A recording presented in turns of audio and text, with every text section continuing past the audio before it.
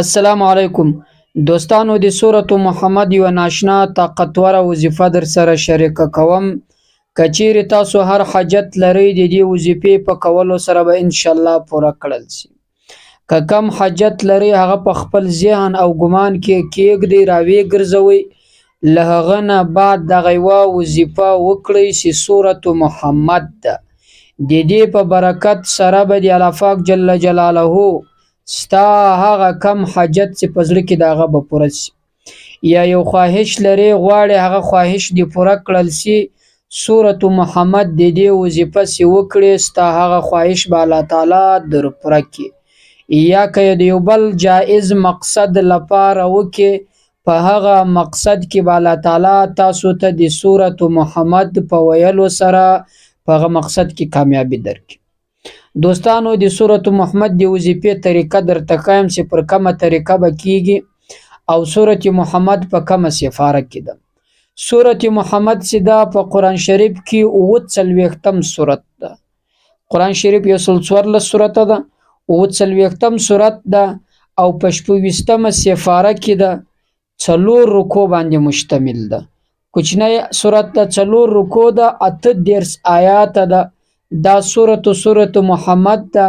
د محمد په نامو نازل شوی د محمد څوک د نبی علی السلام. ګوري اکثره وخت د نبی علی السلام اصل نوم ډیرو خلکو ته دا معلومات نشته چې د نبی علی السلام نوم څه شی ده.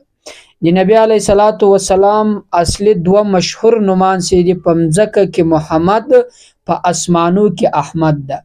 ګوري دا داسې نازولی رسول ده چې پر نبی علی پر الله تعالی جل جلاله باندې دومره ګران ده چې کله هم الله تعالی دته आवाज کوي دی را بولي د محمد په نوم نه ورته وایي، د رسول په نوم ورته وایي یا د نبی په نوم ورته وایي، لیکن په خپل نامو یې په ټول قرآن شریف کې الله تعالی او نبی علیه السلام ته نه دی ویلي، ځکه چې دا ډیر پرګران دی، ډیر عزت دی، ډیر د قدر لوجي.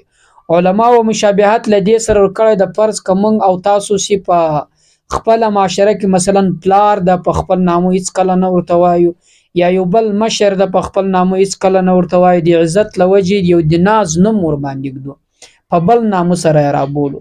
نو الله پاک جل جلاله ته محمد دومره بې انتها زیات ګران ده چې په ټول قرآن شریف کې دته आवाज په محمد سره نه ده کړی چې دی راوبولي، بلکې یا د رسول په نوم یا د نبی په نوم سره आवाज ورته کړی د ډیر ګرانښت لوجې، او نبی علیه السلام پر الله باندې ډیر ګران ده.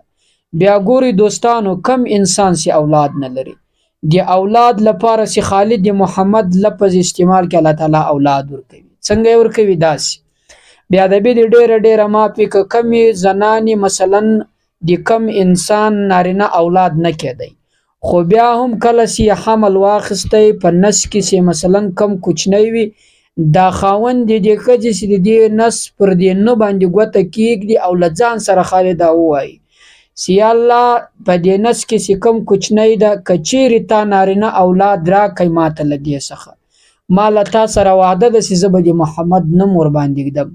کتابونو کې راځي چې خالي په دې اراده سره په دې وعده سره چې ته د محمد نوم ور باندې ږدې، د دغه له وجې الله تعالی په دې نس کې کدیان زنان او نجلۍ الله تعالی الک ګرځوي، ځکه چې الله پاک جل جلاله ته دا نوم دومره محبوب د خالي نوم، خو نبی علیه السلام څونه ورته ګران ده. د دغه نوم په برکت سره هغه نجلۍ الله تعالی الک ګرځوي. بل په کم کور کې چې کوچنی وي په محمد نامې باندې چې څنګه ماښام لمر لیږي الله تعالی ملایکه د حفاظت لپاره را استوي چې ورسه پر پلانکي کور باندې چوکیداری وکړه، د پلانکي کور حفاظت وکړه، ځکه چې په پلانکي کور کې داسې یو کس موجود ده چې نوم یې محمد ده، دغه محمد له وجې د کور حفاظت وکړه، هسې نه چې د کور ته څوک تکلیف ورسوي، خاص د محمد په وجه باندې.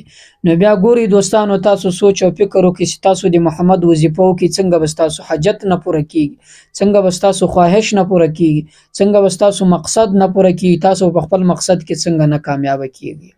دا سورة محمد ده، د دې په برکت سره الله پاک جل جلاله دا هر څه درکوي انسان ته. بل په آخرت کې چې د کم کوچنی نوم محمد وي، الله تعالی سي نبی علیه السلام ته د جنت اجازت کوي د محمد په نامه باندې. نو څومره کسان سي هغه ټول ځانونه حاضر کی هغه مسلمانان چې د دوزخ فیصله ور باندې سوي وي د محمد د نامه له وجه به الله پاک جل جلاله جنت ته بوزي. مسلمان سی مسلمان وي خو ګناګار وي، الله تعالی د محمد د نامه له وجه تر ټولو ګناهونو ورتیریږي جنت ته داخلي. نو لہذا دوستانو د سورۃ محمد وظیفه در سره شریک کوم، ډیر طاقتور وظیفه ده. کم حاجت چې هم لري د رښتې د لري د پیسو د مال او دولت د اتفاق اتحاد، دا هر صورت چې مثلا هر دغه چې تاسو لري هغه په خپل ذهن کې راوګرځوي دا وظیفه شروع کړئ. دا هغه صورت چې په مکه معظمه کې په عربو په سرزمین مثلا پر داسې حالت باندې را نازل شوی د کله په هغه وخت کې پر مسلمانانو باندې به انتها زیات ظلم، پر مسلمانانو باندې به انتها زیات تجاوز او له مسلمانانو سره به انتها زیات تیری کېدی، ظلم به انتها حد ته رسیدلی وو. خو الله پاک جل جلاله د جهاد امر په دې صورت کې وکړ. په سورۃ محمد کې د جهاد امر سوی وو، تر دغه وخت پورې په جهاد لا شروع سوی نه و، امر یې سوی وو.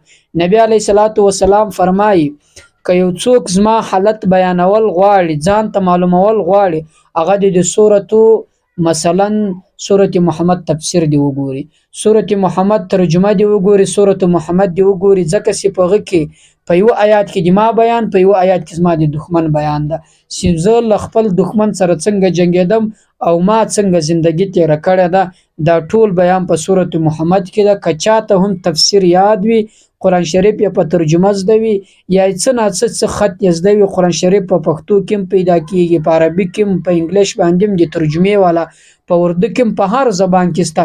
نو قرآن شریف پیدا کړئ، هغه چې ترجمه ورسره لیکلې د سورۃ محمد تفسیر وګورئ، انشاءالله ډیر څه به ورڅخه زده کړئ. دوستانو چې کم حاجت مو په زړه کې وي هغه حاجت په خپل ګمان په خپل وهم کې راوګرځوئ، په خپل ذهن کې. نو قرآن شریف درواړوئ، د سورۃ محمد تلاوت 3 واره وکړئ، یو واره وکړئ، دغه نه بعد د خپل حاجت لپاره دعا وکړئ، په ډیره عاجزۍ سره بیا یې وکړئ د سورۃ محمد تلاوت، دغه نه بعد بیا دعا وکړئ، بیا یې وکړئ سورۃ محمد چې 3 واره پوره کړئ، اخري وار بیا ډیره ښه په عاجزۍ په خشوع سره د خپل حاجت لپاره دعا وکړئ او دا صورت الله ته پیش کړئ چې الله د دې په برکت سره پلانکی حاجت لرم، پلانکی مشکل لرم، یا الله د دې په برکت سره تر حل کې، او دا حاجت لرم هغه حاجت را پوره کې، او دغه مقصد په دنیا کې لرم، په دې مقصد کې یا الله د دې سورۃ محمد په برکت سره ته کامیاب کې.